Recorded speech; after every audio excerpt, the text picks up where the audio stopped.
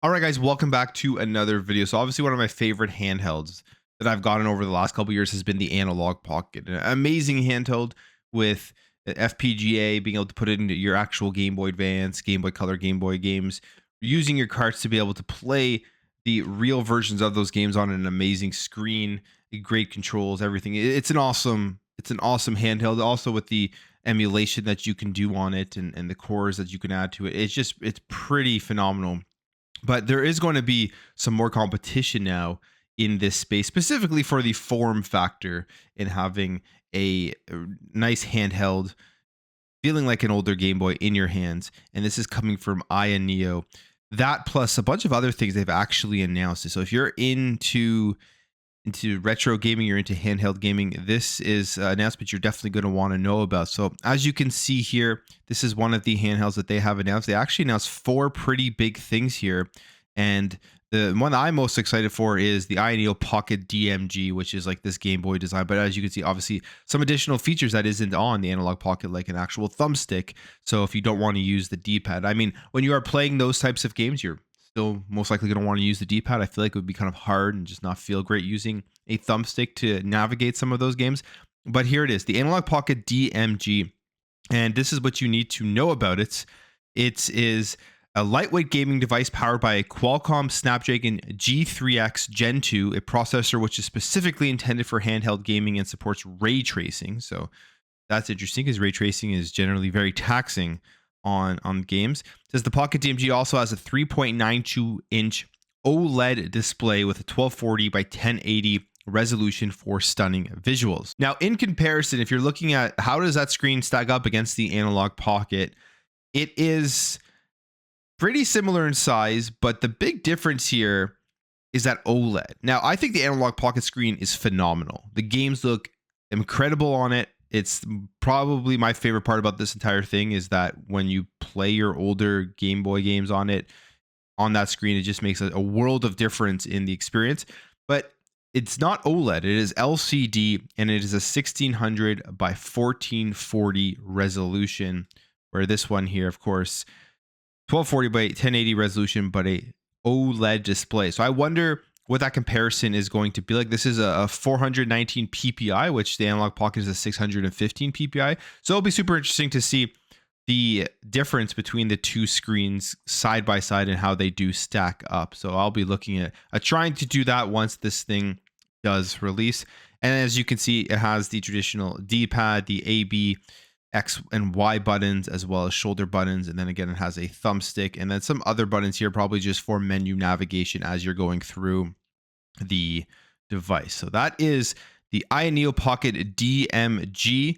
And of course, it isn't going to be able to actually play your games, your cartridges. So I would say that is probably the biggest difference between the two. This is just simply an emulation device with a Game Boy design. And I think it looks pretty cool. I do like the design of it. And again, my biggest thing here is going to be how is that OLED display? How does that look? How does it feel? I do like that it does have a thumbstick on it, depending on like what type of games you're going to be able to play. And then the other thing is the actual design in your hands. It does have a kind of interesting curve in the back for the shoulder buttons. One of my things with the Analog Pocket is, although I think it feels great, sometimes it gets a little crampy on the back with the shoulder button. So I wonder how this one is going to differ in the ergonomics of it. But there it is, the Aya Neo Pocket DMG with a Game Boy design. Now, the next one here is super cool. If you ever had a Game Boy Micro, it's pretty expensive console now, I believe. Unfortunately, I'm an idiot and sold mine way back in the day, but it was just a tiny little Game Boy, and it looked like this. It was smaller than this, I believe. And they're releasing a Game Boy Micro design, Aya Neo Pocket Micro. As you can see here, has D-pads, has the four face buttons, and then it has dual thumbsticks, depending on what games you are going to want to be playing on it. And in terms of the processors, the Helio G99 has a 3.5-inch display, 960 by 640. Now, this one is an IPS display, so if you're wanting the beautiful one, you're going to go with the Game Boy if you want that really nice OLED display. And it also comes in Magic Black, Retro Gray, Soul Red, and Retro Gold. I probably would go with that gold one. I do like the color of that. So basically just a Game Boy Micro style of handheld console. Again, no cartridges or anything in it, just simply for playing your games on the go in a very small form factor. If you do like the Game Boy Micro design, this will be the one for you. Now, then they announced a couple of other things here, and the designs of these are super cool. Now, this is the Neo Power Bank. It has a Super Nintendo design. You can see it here. Super good looking. I mean, Neo does some great stuff here with these retro releases, and just overall with their handhelds. If you like PC handhelds, if you like more powerful gaming, more modern gaming, they have some great selections that you should go and check out if that's something you are interested in. But here is the Neo Power Bank with a SNES design. And here is what it is. Someone on iNeo design team really loves Nintendo aesthetics, and I can't blame them. This is once more proven by the design of the iNeo Power Bank, which looks an awful lot like a small Super Nintendo Entertainment System. It's even got the same kind of retro font that the classic console used, along with a switch in the front next to a power button. But one of the major differences is the small monochrome OLED screen that displays how much battery time is left. And the exact dimensions, we don't know yet about it, but they say that it has a 12,000 milliamp high density lithium battery pack, smaller than your average phone. And as they say, you can easily slip this into your backpack, in your bag and everything. So it's actually quite small. 2 USB-C ports on the bottom of the device offer up to 45 watts PD fast charging, so that you can get your accessories juiced up as needed. So if you want like a retro looking power bank, something that looks exactly like a Super Nintendo, I wonder how they get away with like the exact look of it, because you know Nintendo, how they are with anybody trying to infringe on any of their copyrights. And obviously they've changed it up enough that I don't think there will be an issue here. But if you want a power bank and you want to show that you're a Super Nintendo fan, this is the one for you.